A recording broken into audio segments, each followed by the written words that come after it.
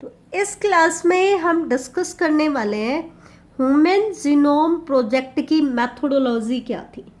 Methodology means human genome project में हम क्या करने वाले थे, टोटल डीएनए की सीक्वेंस हम बताने वाले थे, दैट मीन्स सीक्वेंसिंग करने वाले थे। फिर उसको कैरेक्टर्स असाइन करेंगे, दैट मीन्स उसके फंक्शंस बताएंगे, उसका क्या रोल है वो हमें बताना था। तो इसकी मैथोडोलॉजी के बारे में हम डिस्कस करेंगे। तो बेटा एचजीपी की दो मैथोडोलॉजी आती है। एक मैथोडोलॉजी कहलाती है ईएसटी। ईएसटी की फुल फॉर्म होती है बेटा expressed sequence tag. Expressed sequence tag. और दूसरा मेथड था सीक्वेंस अनोटेशन। ये बहुत बार एग्जाम्स में पूछी जाती है, फेवरेट क्वेश्चन होता है एग्जामिनर का, मैथोडोलॉजीज ऑफ एचजीपी। तो दो तरीके हैं हमारे पास यही काम करने का। एक तो तरीका है ईएसटी हम करें, दूसरा मेथड है सीक्वेंस अनोटेशन। अब इन दोनों मेथड्स में क्या डिफरेंस है, नाम से देखना। एक्सप्रेस्ड सीक्वेंस, बेटा कोई भी डीएनए जो होता है यूकैरियोट्स का, उसमें दो टाइप की सीक्वेंस होती हैं। एक तो होती है कोडिंग सीक्वेंस और एक होती है non coding sequence. Coding sequence वो सीक्वेंस होती हैं जिसके पास प्रोटीन बनाने के लिए इंफॉर्मेशन होती है। प्रोटीन्स बनाने के लिए इंफॉर्मेशन मतलब कोई भी जीन जो है वो जिस प्रोटीन को बनाने के लिए इंफॉर्मेशन रखता है, जब वो प्रोटीन बन जाता है तब हम कहते हैं कि वो जीन एक्सप्रेस हो गया है। इसका मतलब इन्हीं कोडिंग और नॉन कोडिंग सीक्वेंस को हम किस में कैटेगराइज करेंगे, expressed and non expressed sequence. Expressed sequence हम किसे कह रहे हैं बेटा, कोडिंग सीक्वेंस को कह रहे हैं। इसका मतलब इस मेथड में हम क्या करेंगे बेटा, सबसे पहले जो टोटल जीन है हमारा, टोटल डीएनए है, उसमें से हम उन जीन्स को आइडेंटिफाई करेंगे जो एक्सप्रेस्ड होती हैं। क्या होती हैं, एक्सप्रेस्ड होती हैं। दैट मीन्स हम एक्सोन्स को आइडेंटिफाई करेंगे, क्योंकि कोडिंग सीक्वेंस ही क्या होती हैं, प्रोटीन बनाने के लिए इंफॉर्मेशन रखती हैं। एक्सोन्स जो होते हैं उनके पास प्रोटीन बनाने की सीक्वेंस होती है। तो हमें पूरे डीएनए की सीक्वेंस नहीं बतानी है, हमें सबसे पहले उन जीन को आइडेंटिफाई करना है जो एक्सप्रेस होते हैं, और उन जीन को आइडेंटिफाई करने के बाद हमें उसकी सीक्वेंस बतानी है। दैट मीन्स हम सीक्वेंसिंग करेंगे।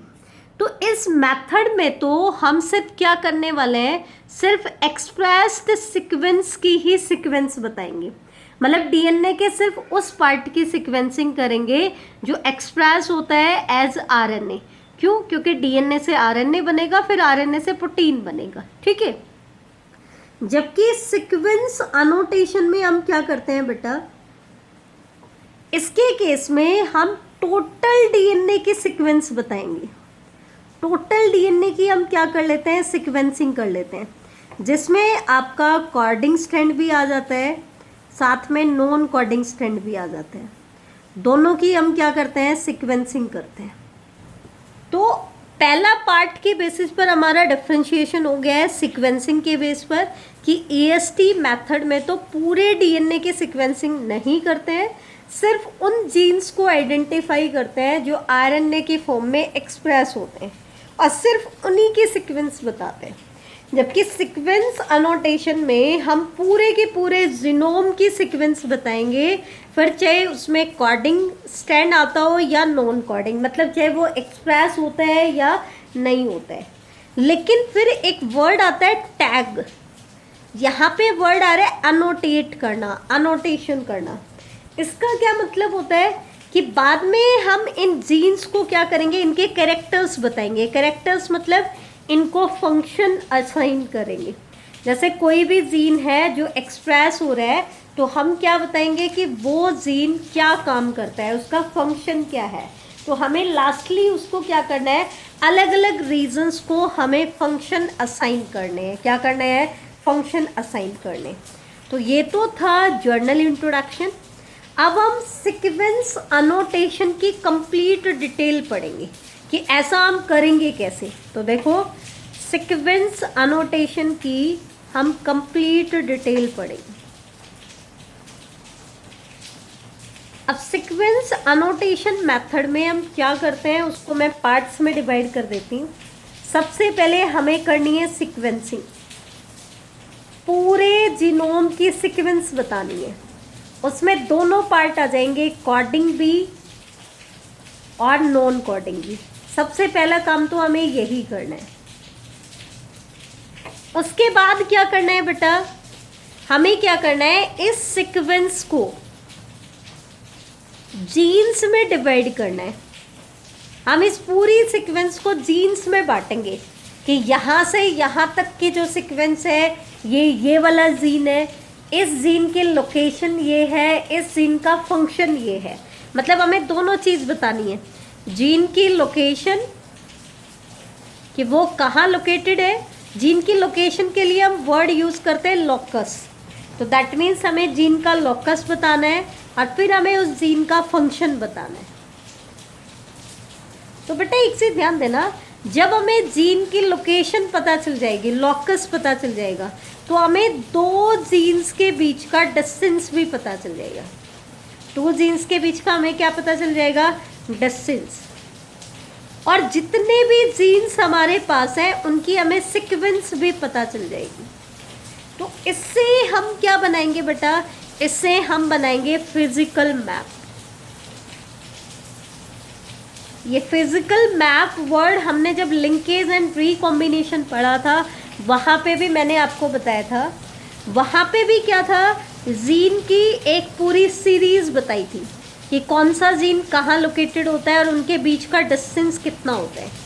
लेकिन लिंकेज मैप में जो जीन के बीच का डिस्टेंस निकाला जाता है, वो डिस्टेंस निकाला जाता है बेटा with the help of linkage and recombination. और उसके केस में हेल्प कौन करता है, आरएफ वैल्यू करती है। कौन करता है हेल्प, आरएफ वैल्यू करती है बेटा, ठीक है। तो उसके केस में हेल्प कौन करेगा, आरएफ वैल्यू, रिकॉम्बिनेशन फ्रीक्वेंसी।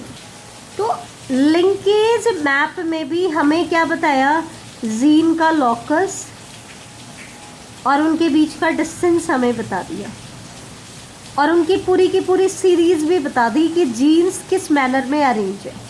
लेकिन वो डिस्टेंस निकालने के लिए हमने किसको यूज़ किया है, आरएफ वैल्यू को, रिकॉम्बिनेशन फ्रीक्वेंसी को।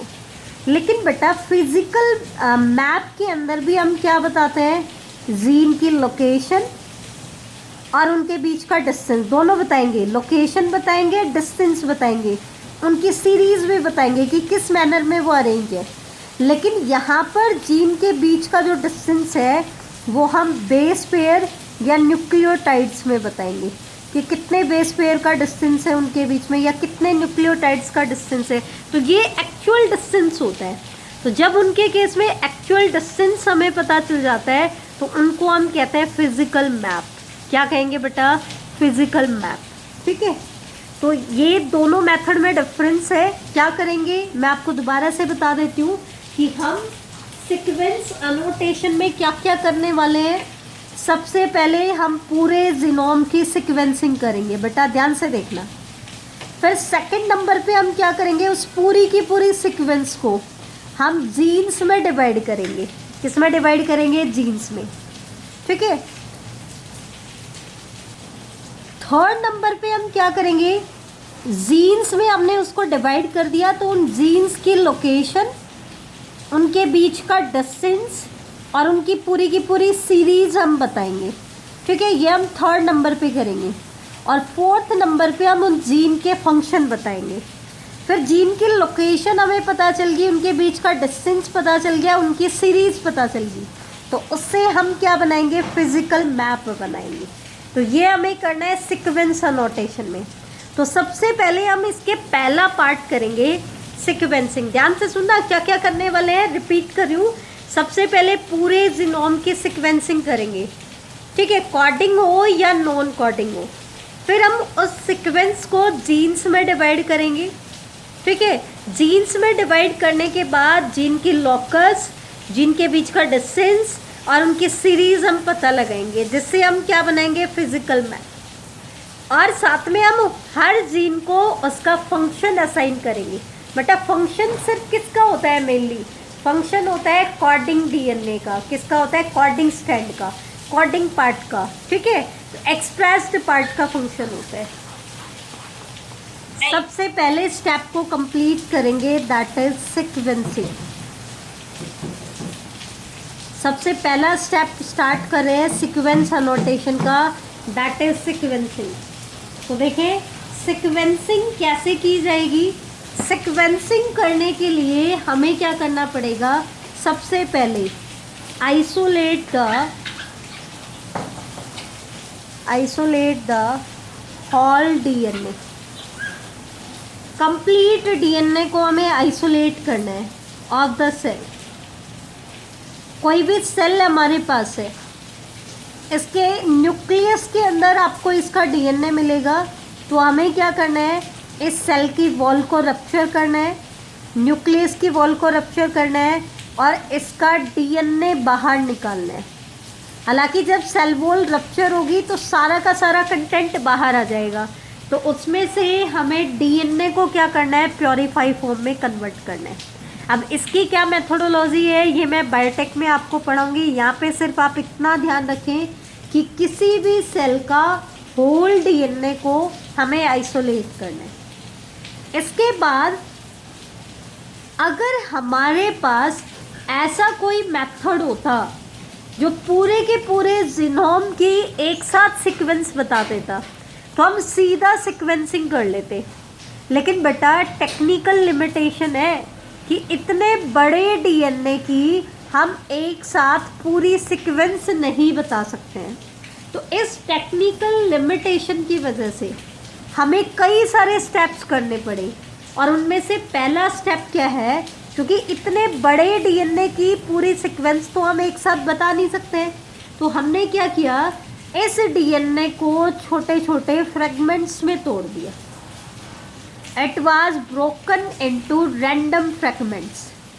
अब क्वेश्चन आता है कि रैंडम फ्रेगमेंट्स में तोड़े किसकी हेल्प से, तो वो हम इसको तोड़ेंगे बेटा रेस्ट्रिक्शन एंडोन्यूक्लियस एंजाइम की हेल्प से, जो कि डीएनए में इंटरनल कट लगाते हैं। रेस्ट्रिक्शन एंडोन्यूक्लियस एंजाइम, इन एंजाइम्स के बारे में भी हम बायोटेक में डिस्कस करेंगे। यहाँ पे थोड़ा सा मैं आपको बता देती हूँ, न्यूक्लियेजेज जो कैटेगरी होती है एंजाइम्स की, वो एक स्पेशलाइज्ड टाइप के एंजाइम्स होते हैं जो कि न्यूक्लिक एसिड को कट करते हैं। एंडोन्यूक्लियेजेज मतलब न्यूक्लिक एसिड में इंटरनल कट लगाएंगे। और रेस्ट्रिक्शन का मतलब है कि एक स्पेसिफिक रेस्ट्रिक्टेड साइट पे ही कट लगाएंगे, कहीं पे भी कट नहीं लगाएंगे। तो जब भी जो भी उनकी वो साइट स्पेसिफिक कौन सी है, उनकी रिकॉग्निशन साइट, तो जहाँ जहाँ इस एंजाइम को अपनी रिकॉग्निशन साइट मिलेगी वहाँ वहाँ ये कट लगाएगा। कट लगाएगा तो डीएनए रैंडम फ्रेगमेंट्स में टूट जाएगी। अब जब भी मॉलिक्यूलर लेवल का काम होता है ना बेटा, तो सक्सेस के चांसेस बहुत कम होते हैं। तो सबसे पहला स्टेप क्या होता है, हमें इस पूरे डीएनए की मल्टीपल्स ऑफ कॉपी चाहिए। दैट मीन्स हमें इसका एम्प्लीफिकेशन कराना है, मल्टीप्लिकेशन कराना है। तो थर्ड स्टेप क्या हो जाएगा, amplification of DNA. Amplification of DNA, हमें डीएनए को क्या करना है, मल्टीप्लाई करना है, एम्प्लीफाई करना है। अब क्वेश्चन आता है कि इसके डीएनए की मल्टीपल कॉपीज हम कैसे बनाएं। तो इसके हमारे पास दो ऑप्शन है। पहला ऑप्शन तो क्या है कि हम सीधा सीधा आर्टिफिशियल मेथड को फॉलो करें, दैट इज पीसीआर टेक्नोलॉजी को यूज़ करें। ये भी मैं आगे आपको बताऊंगी। ये टेक्नोलॉजी भी एचजीपी प्रोजेक्ट के दौरान ही डिस्कवर हुई थी। इसकी फुल फॉर्म है polymerase chain reaction. Polymerase chain reaction, तो जैसे कि आपको नाम से ही पता चल रहा है कि ये भी क्या कराएगी, पॉलीमराइजेशन कराएगी। पॉलीमराइजेशन कराएगी तो मल्टीपल कॉपीज बनेंगी, वो भी किसमें, चेन में। चेन में कैसे, एक साइकिल कंप्लीट होती है पीसीआर की तो 1 से 2 डीएनए बनेंगे, फिर 2 से 4, 4 से 8, 8 से 16। तो जैसे जैसे साइकिल रिपीट होती जाएगी ये डीएनए को क्या करता जाएगा, एम्पलीफाई करता जाएगा। ये तो था आर्टिफिशियल मेथड। दूसरा तरीका क्या है कि इन फ्रेगमेंट्स को, जो डीएनए के फ्रेगमेंट्स हैं, इनको हम अटैच करा दें किसके साथ, एक वेक्टर के साथ। इसको अटैच कर दे किसके साथ, एक वेक्टर के साथ। लेकिन मैंने पहले भी क्या कहा था, वेक्टर भी क्या है, डीएनए है। क्या है, सर्कुलर डीएनए। अब ये तो सिर्फ डीएनए है, इसके पास खुद का ओराई तो है, लेकिन नए स्ट्रैंड को एम्पलीफाई करने के लिए रॉ मटेरियल भी चाहिए। डीऑक्सी राइबोन्यूक्लियोसाइड ट्राइफॉस्फेट चाहिए, एनएसजी चाहिए, एंजाइम चाहिए। इसके पास खुद की सिंथेटिक मशीनरी नहीं है, तो इसको किसकी हेल्प लेनी पड़ेगी, होस्ट की हेल्प लेनी पड़ेगी। सबसे पहले हम क्या करेंगे, फ्रेगमेंट को वेक्टर में इंसर्ट करेंगे, और जब ये फ्रेगमेंट, डीएनए के फ्रेगमेंट वेक्टर में इंसर्ट हो जाती हैं तो ये वेक्टर कहलाता है रिकॉम्बिनेंट डीएनए। क्या कहलाएगा, रिकॉम्बिनेंट डीएनए। फिर हमें क्या करना है, इस रिकॉम्बिनेंट डीएनए को होस्ट में ट्रांसफ़र करना है, ताकि ये होस्ट की सिंथेटिक मशीनरी को यूज़ करके, जैसे ये होस्ट का खुद का जेनेटिक मटेरियल है, ये इसके अंदर वेक्टर आ गया है, और इस वेक्टर के अंदर हमने किसी डीएनए फ्रेगमेंट को इंसर्ट करा है, तो होस्ट की बॉडी में जाने के बाद ये अपने आप को एम्पलीफाई करेगा। क्या करेगा, एम्पलीफाई। और इस फ्रेगमेंट, डीएनए फ्रेगमेंट की भी मल्टीपल कॉपीज़ बना देगा। तो इसके लिए हमें क्या चाहिए, वेक्टर चाहिए, और दूसरी चीज़ हमें क्या चाहिए, होस्ट चाहिए, ताकि ये वेक्टर उस होस्ट में जाकर के इस डीएनए के फ्रेगमेंट के मल्टीपल कॉपीज़ बना दे। अब क्वेश्चन आता है कि वेक्टर हम कौन सा यूज़ करें। तो HGP प्रोजेक्ट में 2 वेक्टर यूज़ किए गए। एक तो वेक्टर था बैक, ये बोर्ड एग्जाम्स में क्वेश्चन आया हुआ है। दूसरा वेक्टर था यैक। ये वेक्टर के नाम है बेटा, ध्यान देना, बैक एंड यैक किसके नाम है, वेक्टर के नाम है। बैक की फुल फॉर्म क्या है, bacterial artificial chromosome. Bacterial artificial chromosome. और यैक की फुल फॉर्म क्या है, yeast artificial chromosome. Yeast artificial chromosome. Board exam में क्वेश्चन क्या पूछा गया, बैक और यैक में बी और वाई किसको डिनोट करते हैं, तो आप बता दोगे। और ये क्या है, तो ये दोनों क्या है, वेक्टर है। और एसजीपी प्रोजेक्ट में ये क्यों यूज़ किए गए हैं, डीएनए फ्रेगमेंट को एम्पलीफाई करने के लिए। ठीक है, बैक में बी क्या है, बैक्टीरियल, वाई क्या है, ईस्ट। ये दोनों एक वेक्टर है, और इन दोनों वेक्टर के लिए जो सुटेबल होस्ट यूज होगा वो क्या होगा बेटा, ध्यान से देखना। अगर आप वेक्टर ले रहे हो बैक, तो आपको होस्ट लेना है कोई बैक्टीरियल सेल, कोई बैक्टीरिया आपको एज ए होस्ट यूज़ करना है। और अगर आप वेक्टर ले रहे हो यैक, तो आपको होस्ट के तौर पर क्या यूज़ करना पड़ेगा, ईस्ट। ध्यान देना, आप वेक्टर कौन सा चूज़ करते हो उसके अकॉर्डिंग आपको होस्ट चूज़ करना है। HGP में जो वेक्टर यूज़ किए गए थे, या तो बैक यूज़ किया गया था या यैक। और इनको क्यों यूज़ किया गया था, डीएनए फ्रेगमेंट को एम्पलीफाई कराने के लिए। क्या कराने के लिए, डीएनए के फ्रेगमेंट को एम्पलीफाई कराने के लिए। अब देखो यहाँ पर एक चीज़ समझने की कोशिश करना, ये जो इतनी हमने रामायण की वो किस लिए की, डीएनए के सीक्वेंस पता लगाने के लिए।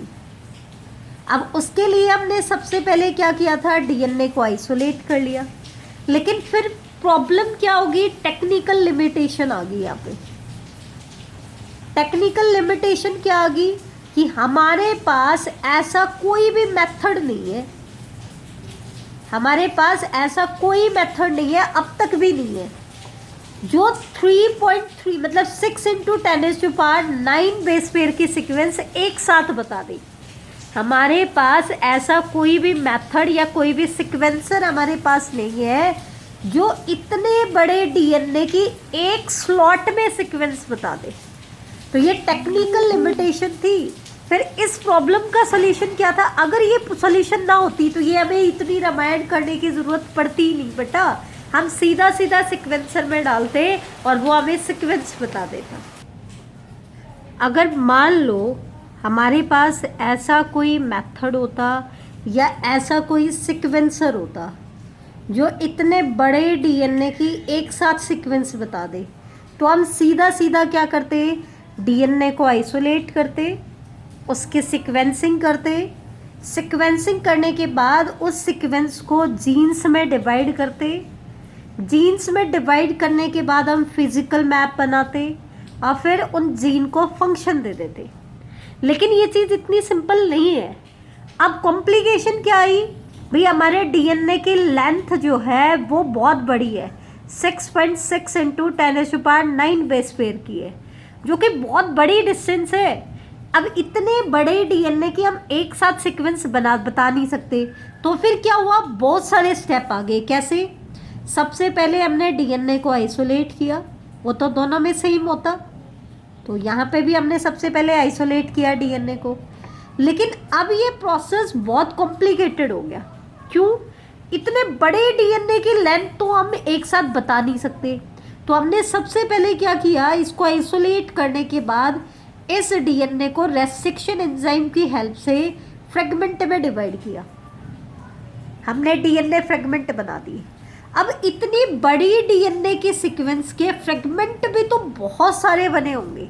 जैसे पजल नहीं आते हैं, हमने एक पिक्चर को छोटे छोटे पार्ट्स में डिवाइड कर दिया, फिर हमें उस पूरी पिक्चर को दोबारा से रीअरेंज करना होता है, तो बड़ा मुश्किल होता है। तो वैसे ही हमने क्या कर दिया? इसको फ्रेगमेंट में डिवाइड कर दिया।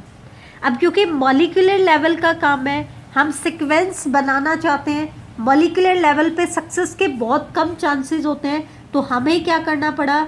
इसको एम्पलीफाई करना पड़ा। अब एम्पलीफाई कैसे करें? इसके लिए दो ऑप्शन आ गए। क्या? या तो हम सीधा सीधा पीसीआर यूज़ करें, या फिर हम इसको वेक्टर में डालें और फिर वेक्टर को किस में इंट्रोड्यूस कर दें? होस्ट में कर दिया। अगर हमने ऐसा कर दिया तो हमारे पास सभी डीएनए फ्रेगमेंट की मल्टीपल कॉपीज आएगी। सबके लिए हमने अलग अलग वेक्टर यूज़ किया या अलग अलग पीसीआर कराई और सबको जितनी मर्जी चाहे हम कॉपी बना ली। अभी तक सीक्वेंस तो हमें पता चला ही नहीं, तो फिर हम इसको क्या करेंगे? सीक्वेंस करेंगे। तो उसके लिए हमने यूज़ किया ऑटोमेटेड सीक्वेंसर। ऑटोमेटेड सीक्वेंसर क्या होती है? एक मशीन होती है जिसके अंदर हम डीएनए का सैंपल डालेंगे, डीएनए का फ्रेगमेंट डालेंगे जिसको हमने एम्पलीफाई किया है, तो वो उस फ्रेगमेंट की सीक्वेंस बता देगा हमें। तो एचजीपी प्रोजेक्ट में जो ऑटोमेटेड सीक्वेंसर यूज़ किया, वो कौन सा सीक्वेंसर यूज़ किया? विच वर्क ऑन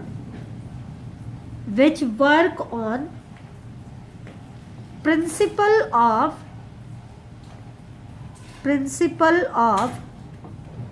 फ्रेडरिक सांगर।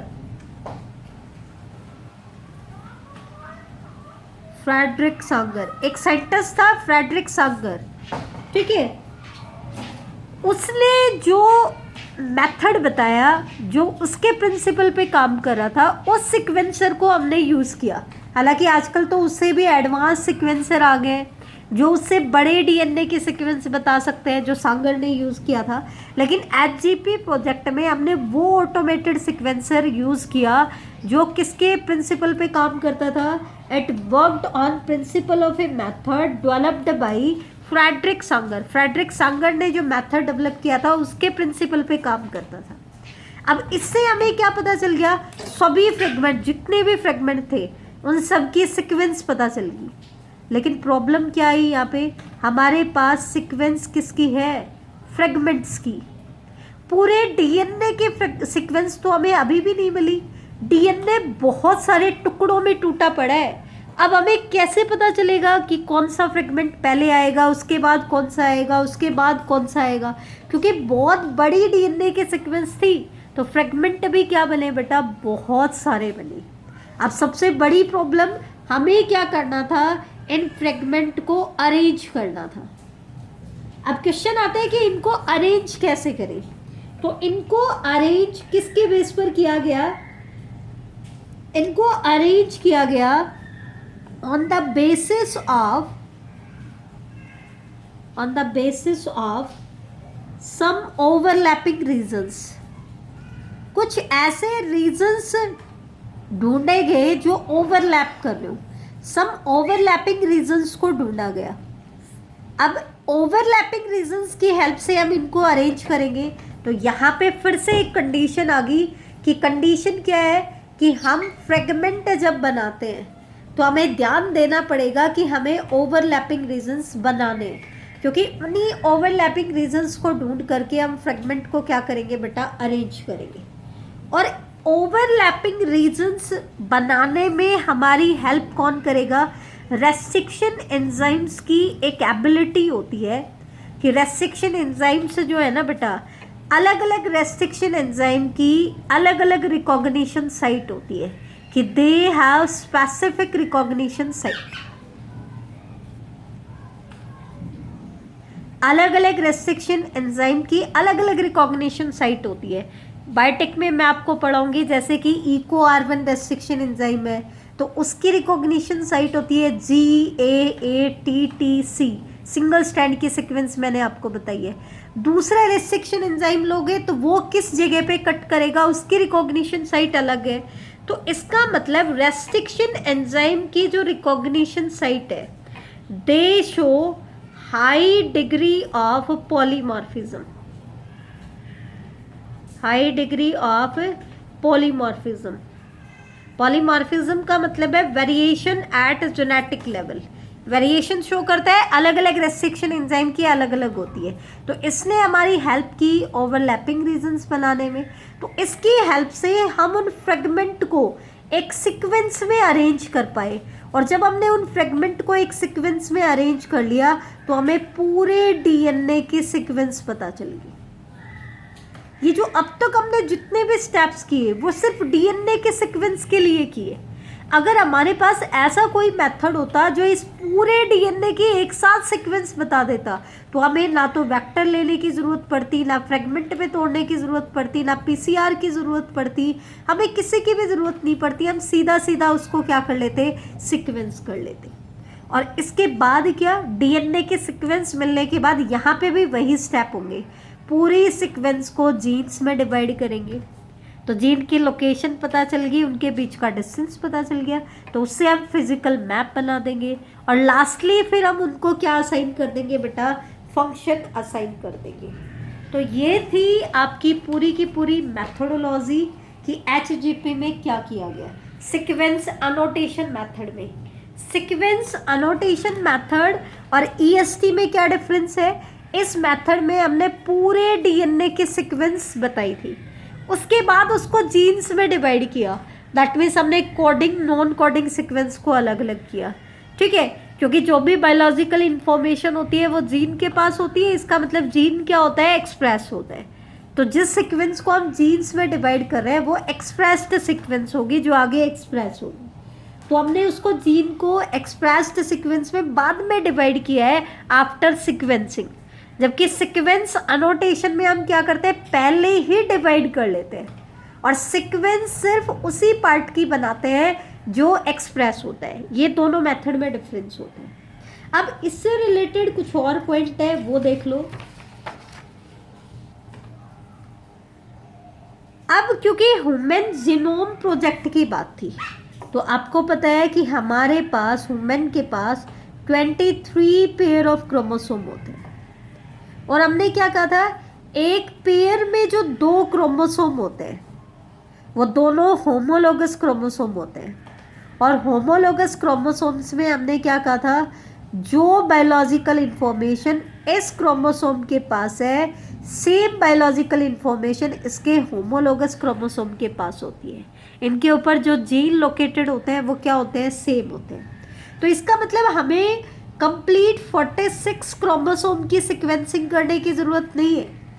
हमें क्या करना था, क्योंकि 23 पेयर में से 22 पेयर आपके पास ऑटोसोम के हैं तो हर पेयर में से हम सिर्फ एक ही ऑटोसोम की सीक्वेंस पता लगाएंगे।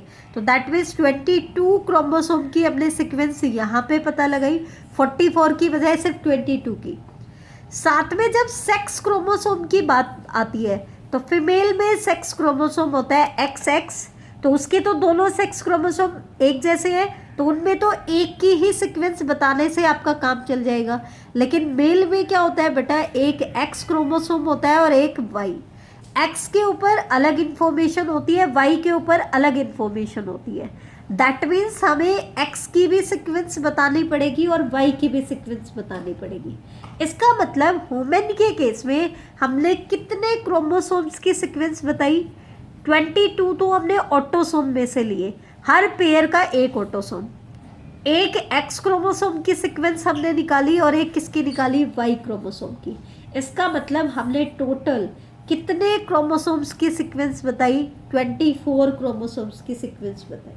ठीक है, अब 24 क्रोमोसोम्स में से जो क्रोमोसोम फर्स्ट की जो सीक्वेंस हमने बताई ना, क्रोमोसोम फर्स्ट की सीक्वेंस सबसे लास्ट में कंप्लीट हुई, कंप्लीटेड लास्टली, सबसे लास्ट में। बाकी क्रोमोसोम की हम पहले ही बता चुके थे, इट वाज कंप्लीटेड लास्टली, और वो कब कंप्लीट हुई, इन मई 2006। हालांकि 2003 में इस प्रोजेक्ट की क्लोजिंग की ऑफिशियल अनाउंसमेंट हो चुकी थी। वो प्रोजेक्ट जो स्टार्टिंग में स्टार्ट किया था 1990 में, वो ख़त्म हो चुका था, लेकिन कुछ और साइंटिस्ट ने नया प्रोजेक्ट इसमें लेके आए, इसके ऊपर फर्दर रिसर्च की। तो क्रोमोसोम फर्स्ट की सीक्वेंसिंग सबसे लास्ट में की गई है।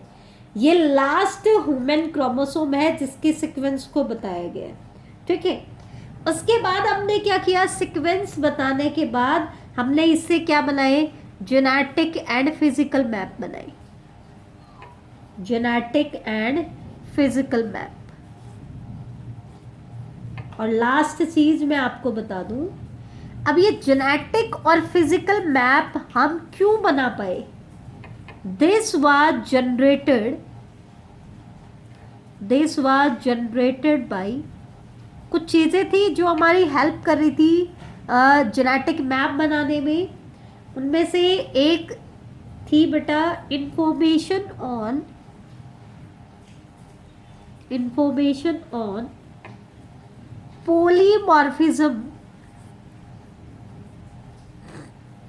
Polymorphism of restriction endonuclease recognition site. ये हम पहले ही डिस्कस कर चुके हैं। अलग अलग रेस्ट्रिक्शन एंजाइम की अलग अलग रिकॉग्निशन साइट होती है। दैट मीन्स रेस्ट्रिक्शन एंजाइम क्या शो करते हैं, पॉलीमॉर्फिज्म शो करते हैं। इसने हमारी हेल्प क्यों की जेनेटिक और फिजिकल मैप बनाने में, क्योंकि अगर ये नहीं होता तो हम ओवरलैपिंग रीजन जनरेट नहीं कर पाते, और अगर ओवरलैपिंग रीजन जनरेट नहीं होते तो हम डीएनए के फ्रेगमेंट को सीक्वेंस में अरेंज नहीं कर पाते, तो हमें पूरे डीएनए के सीक्वेंस पता नहीं चलती, और पूरे डीएनए के सीक्वेंस नहीं पता चलती तो हमें जीन की लोकेशन एग्जैक्टली नहीं पता चलती कि कौन सा जीन पहले आ रहा है कौन सा बाद में आ रहा है, तो हम जेनेटिक या फिजिकल मैप नहीं बना पाते। और दूसरी चीज़ जिसने जेनेटिक या फिजिकल मैप बनाने में हेल्प किया वो क्या था, कुछ रिपीटेटिव डीएनए सीक्वेंसेस थी। रिपीटेटिव का मतलब है हमारे जीनोम में काफ़ी सारी सीक्वेंस ऐसी हैं जो बार बार रिपीट होती हैं पूरे जीनोम में। ठीक है, तो ऐसी सीक्वेंसेस को हम कहते हैं रिपीटेटिव डीएनए सीक्वेंसेस। और हम किस पर्टिकुलर रिपीटेटिव डीएनए सीक्वेंस की बात करें, उनको हम कहेंगे माइक्रोसैटेलाइट। बेटा आगे डीएनए फिंगरप्रिंटिंग में मैं आपको बताऊंगी सैटेलाइट डीएनए। तो उसके दो टाइप्स हम पढ़ेंगे, microsatellite and mini satellite. Microsatellite genetic और फिजिकल मैप बनाने में हेल्प करते हैं, और मिनी सैटेलाइट हमारी हेल्प करेंगे डीएनए फिंगरप्रिंटिंग में। तो वहाँ पर मैं आपके इसके बारे में भी बताऊंगी। तो ये थी बेटा आज की मेथोडोलॉजी आपकी। तो आज के लेक्चर में हमने एचजीपी की मेथोडोलॉजी को डिस्कस किया है। नेक्स्ट लेक्चर में बेटा हम इसके सैलिएंट फीचर और फ्यूचर चैलेंजेस को डिस्कस करें।